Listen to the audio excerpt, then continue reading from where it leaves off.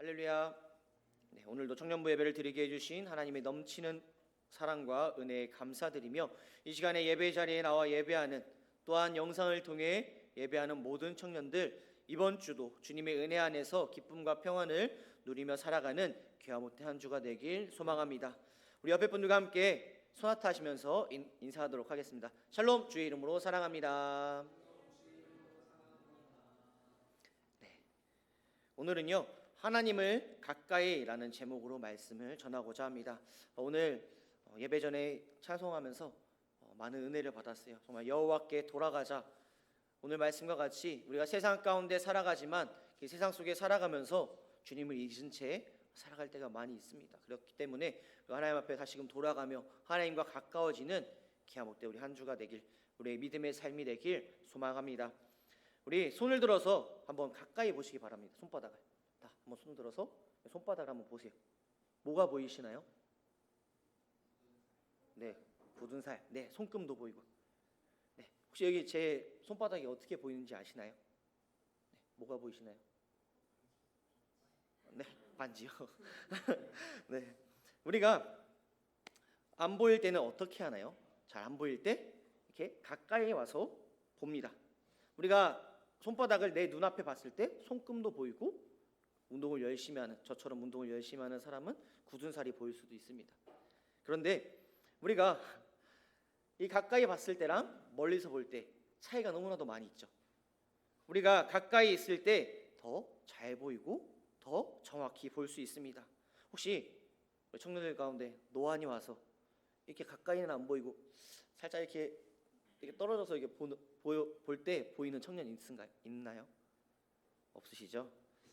네, 우리는 잘 보기 위해서 가까이 가져와서 보는 우리의 습관이고, 보는 것이 우리의 습관이고, 또한 잘 보기 위한 방법입니다. 우리는요 그리스도인 된 자로서, 하나님의 자녀로서 예수 그리스도를 닮아가기 위해서는요 하나님과 가까워져야 합니다. 오늘 제목 하나님을 가까이라는 제목으로 말씀을 전하는데요, 우리가 하나님과 더욱더 가까워지는 그러한 믿음의 삶이 되어야 한다라는 것입니다. 세상에 이런 말이 있습니다. 나무를 보지 말고 숲을 봐라 라는 그런 말이 있습니다. 혹시 들어보신 분 계신가요? 나무를 보지 말고 숲을 봐라. 우리의 인생의 전체를 봐야지 지금 이 순간만을 바라보지 말라라는 그러한 교훈의 글이 있습니다. 하지만 우리의 신앙은요 숲을 바라보는 것도 중요하지만 나무를 바라봐야 합니다. 아니요, 숲을 바라보기보다 나무를 먼저 바라보아야 한다라는 것입니다. 세상의 것들을 다 둘러보고 살아가는 그러한 신앙이 아니라 나의 인생 전체를 둘러보고 하나님께 나아가는 것이 아니라 매 순간순간 매일매일이 하나님을 가까이, 하나님만을 바라보며 살아가는 우리의 신앙이 되어야 한다라는 것입니다. 우리는 무엇을 가까이 하며 살아가고 계신가요? 그래도 조금이나마 하나님과 가까워지기 위해서, 하나님과 가까워지고자 이 자리에 나온 우리 다니엘 청년부 모두가 오늘 말씀을 통하여서 하나님과 가까워지는 믿음의 신앙이 되길 소망합니다. 우리가 하나님을 가까이 해야 한다라고 말씀했는데요, 우리는 하나님께서 먼저 가까이 하셨다라는 그 사실을 잊지 말아야 합니다. 하나님이 우리의 모습을 보시고 논리정연하게 평가하고 판단하셔서 너는 가까이 하지 마, 너는 가까이 해도 좋아, 너는 가까이 해도 가까이 할 자격도 없어 라고 이렇게 결정하셨다면 우리 중에 주님을 가까이 할 수 있는 자가 몇 명이나 있을까요? 아니요, 있을까요? 내 부끄러운 잘못을 다 아시면서도 나의 사랑, 내 어여쁜 자야, 일어나서 함께 가자 라고 하시는 그 논리를 뛰어넘는 그 주님의 초청이 있었기에, 주님께서 나에게 가까이 오심이 있었기에 우리는 이 자리에 있을 수 있고 주님 앞에 가까이 나아갈 수 있는 것입니다. 요한일서 4장 10절 말씀 다 같이 한번 읽어보도록 하겠습니다. 시작.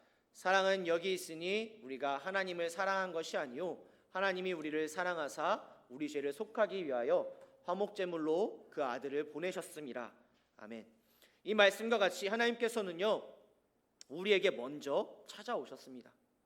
죽을 수밖에 없는 형벌 가운데 살아가는 우리들에게 먼저 찾아와 주셨습니다. 깊은 수렁 가운데 지치고 힘든 우리의 삶 가운데 되는 일 하나 없고 모든 것을 포기하고 싶을 때 하나님께서는 우리에게 먼저 찾아와 주셨습니다. 그리고 말씀하십니다. 나의 사랑, 내 어여쁜 자야, 일어나서 함께 가자. 우리에게 손 내밀어 주십니다. 우리 주변에 냄새나고 이상한 친구에게 먼저 다가본 경험이 있는 그런 청년 계신가요? 네, 있으시죠? 저 고등학교 때요, 지하철을 잘 투두 이러면서 하도 쉬는 시간마다 이 지하철 소리를 내는 친구가 있었습니다. 저희는 반에 한 명씩, 한두 명씩 약간 이렇게 많이 힘든 친구들이 같이 수업을 들었었어요. 그래서 쉬는 시간마다 그 친구가 마이크를 켜고 TV장에서 항상 외쳤습니다. 두두 두두 두두 두두. 정말 처음에는 너무 신기했어요. 와, 진짜 지하철 소리랑 똑같았거든요. 그게 하루가 지나고 이틀이 지나고 3일이 지나고 4일째 지는 날 그 소리를 내던 그 친구에게 소위 말하는 일진 친구가 욕하면서 뭐라고 하는 그런 모습을 보게 되었습니다. 저는 그 친구에게 다가가서 야, 너 지하철 소리 진짜 잘 낸다. 어떻게 내는 거야? 나 가르쳐줘. 라고 말해서 지금 제가 지하철 소리를 낼 수 있습니다. 두두 두두 두두 두두. 좀 비슷한가요? 감사합니다. 그러자 다음 날 그 친구가 저에게 다가옵니다. 그리고 손에서 뭘 줘요? 뭐였을까요?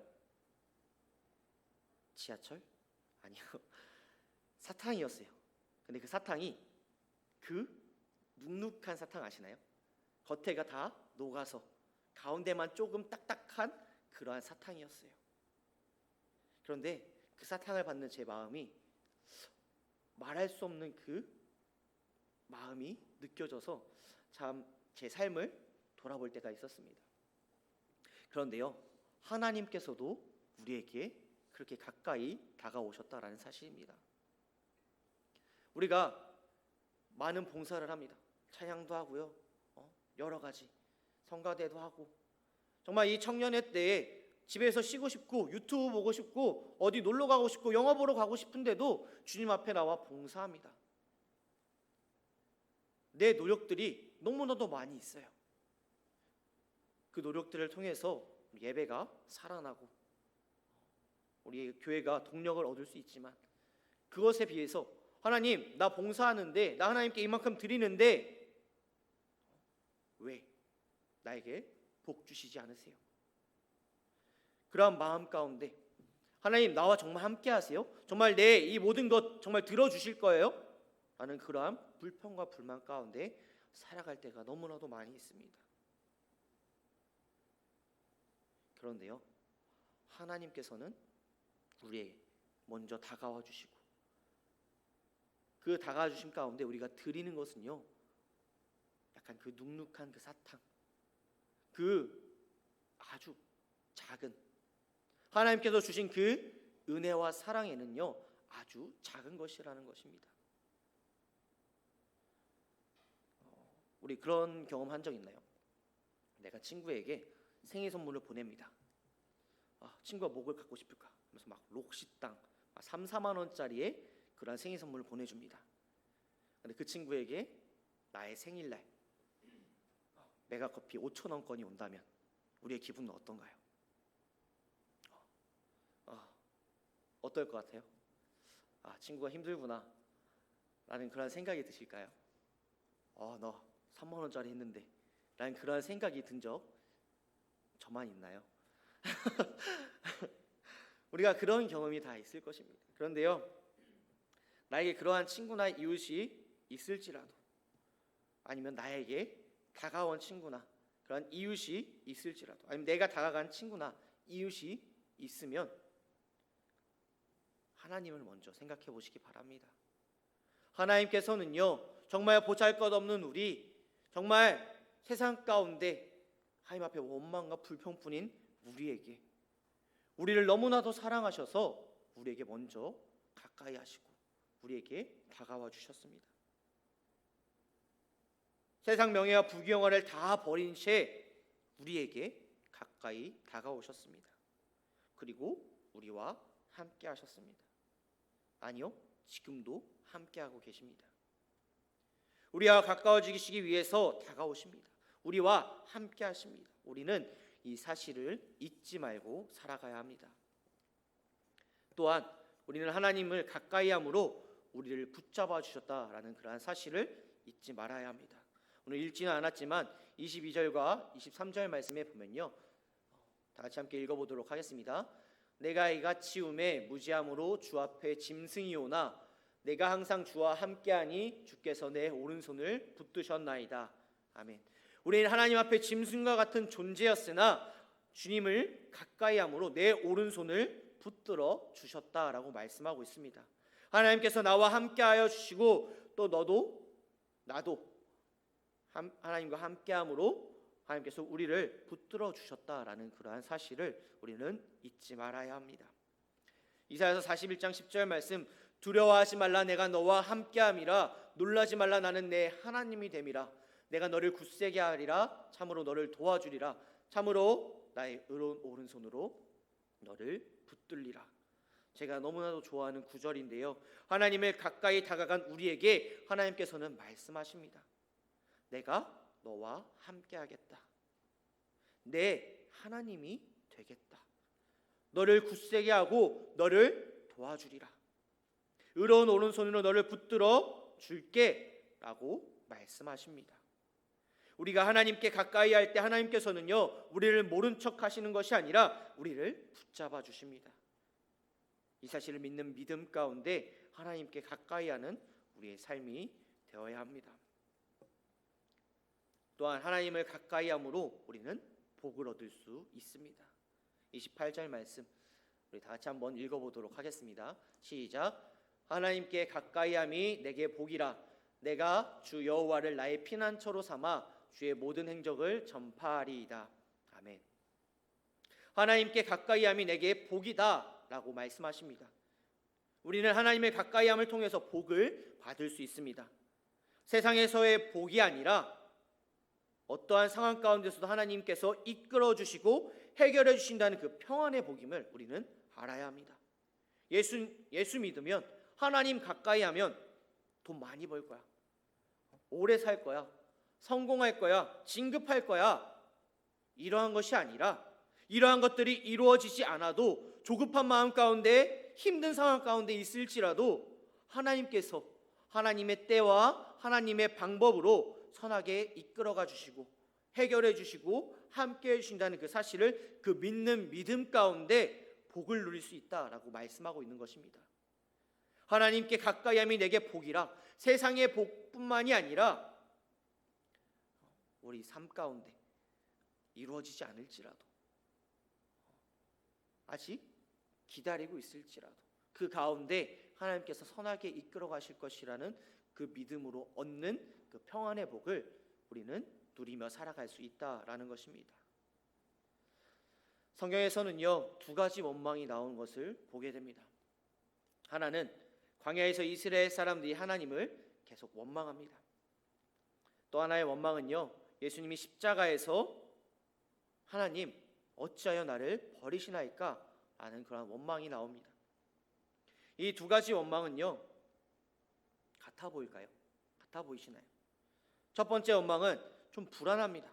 이스라엘 백성들이 광야 가운데 하나님을 계속 원망하는, 차라리 죽여달라고 말하는, 왜 우리를 애굽 땅에서 내어냈냐, 왜 우리를 애굽 땅에서 끌어내셨냐라는 그러한 원망, 어떻게 보이시나요? 저러다 하나님 정말로 떠나시는 거 아니야? 라는 그러한 불안한 마음이 들게 됩니다. 그런데요, 십자가에서 예수님이 하나님 어찌하여 나를 버리시나이까? 라는 그 원망은 어떻게 들리시나요? 예수님이 얼마나 하나님과 친하면 하나님을 원망하시지? 라는 그러한 약간 안정감이 드는 원망이 들게 됩니다. 원망은요, 두 가지로 나눌 수가 있습니다. 관계가 끊어질 수 있는 원망과 관계가 돈독해서 할 수 있는 그런 원망이 있습니다. 우리는요, 하나님 앞에 원망하며 불평할 때 주저할 때가 있습니다. 내가 감히 하나님을 원망할 수 있을까? 내가 하나님을 원망해도 될까? 내 입과 내 마음과 내 생각은 벌써 하나님을 원망하며 하나님 앞에 불평불만하며 나아가고 있지만 내가 이렇게 해도 될까? 이렇게 해도 되는 걸까? 라는 그러한 생각을 할 때가 있습니다. 하지만 우리가 이스라엘 백성들과 같이 광야길에 그 이스라엘 백성들과 같이 하나님 앞에 내가 이루어지지 않는다고 해서 하나님 앞에 불평하는 그 불평이 아니라 하나님과 가까워짐을 통하여서 그 원망을 다시금 돌아보는, 그런데 그 원망 가운데 우리가 하나님 앞에 나아가면요, 신기하게도 하나님께 그 원망이 나오지 않는 우리의 모습을 돌아보게 됩니다. 하나님과 가까워짐을 통하면 하나님의 원망이 사라집니다. 하나님의 때와 하나님의 방법으로 해결해 주시고 이끌어가 주심을 그 믿는 그 믿음 가운데 평안을 누리게 된다라는 것입니다. 하나님과 가까워지길 소망합니다. 하나님을 가까이 하면 하나님께서 우리의 문제를 해결해 주시며 하나님의 때와 하나님의 방법으로 이끌어가 주십니다. 하나님을 가까이 하며 붙잡으시는 우리의 믿음이 되시길 소망합니다. 우리는요, 하나님 없으면 아무것도 못하고 하나님 없으면 아무것도 아니라는 사실을 잊지 말아야 합니다. 우리는 하나님이 없으면 아무리 많은 것을 이루고 가져도 가장 헛된 삶을 살고 있는 것과 같습니다. 내가 세상의 많은 부귀영화를 누리고 살아도 하나님 없으면 아무것도 가진 것이 아닙니다. 내가 이룬 것이 하나 없어도, 내가 가진 것이 하나 없어도 예수 그리스도가 내 안에 있으면, 예수 그리스도와 내가 같이 살고 있으면 그것이 완전한 삶이라는 사실입니다. 남들보다 조금 느려도, 내가 연약하고 늘 부족하고 늘 흔들리고 넘어져도 예수 그리스도가 내 안에 있으면 우리는 모든 것을 가진 삶이라는 것을 우리는 잊지 말아야 합니다. 예수님만이 우리를 온전케 하시고, 예수님만이 우리의 모든 빈틈을 채우시고, 예수님만이 우리를 성장하게 하십니다. 예수님만이 우리를 승리하게 하시고, 예수님만이 우리의 꿈을 이루시고, 예수님만이 우리를 구원하십니다. 예수님만이 이렇게 연약하고 볼품없고 보잘것없는 우리를 사랑하십니다. 약하다면, 가진 게 없다면, 늘 부족하다면, 늘 넘어진다면 하나님을 만날 수 있을 때라는 것을 우리는 기억해야 하며, 그래서 그 흔들림은 은혜의 때라는 사실을 기억함 가운데 넘어짐이 복의 때임을 깨닫고, 약할 때가 하나님을 만날 때임을 깨닫고, 나 혼자 살 수 없을 때가 하나님이랑 같이 살 때라는 것을 다시금 기억하며 약한 모습으로 하나님과 가까워지시길 소망합니다. 말씀을 정리하고자 합니다. 하나님을 가까이라는 제목으로 말씀을 전했습니다. 무엇을 가까이 하며 살아가고 계신가요? 내 눈앞에 지금 닥쳐진 이 상황 가운데 하나님을 의지하며 하나님을 바라보며 하나님께 나아가는, 하나님과 가까워지는 그런 삶을 살아가고 계신가요? 아니면 세상 것에 빠져 하나님과 멀어지고 내 생각, 세상의 방법대로 살아가고 있지는 않으신가요? 사랑과 거룩의 하나님과 같이 살아가고 사랑과 거룩으로 하나님과 같이 살아가는 우리의 삶이 되어야 합니다. 이번 주 한 주의 삶이 하나님과 더욱더 가까워짐 가운데 우리의 마음의 평안을 얻고 그 가운데에 의지하며 나아가는 우리의 믿음의 삶이 되길 소망합니다.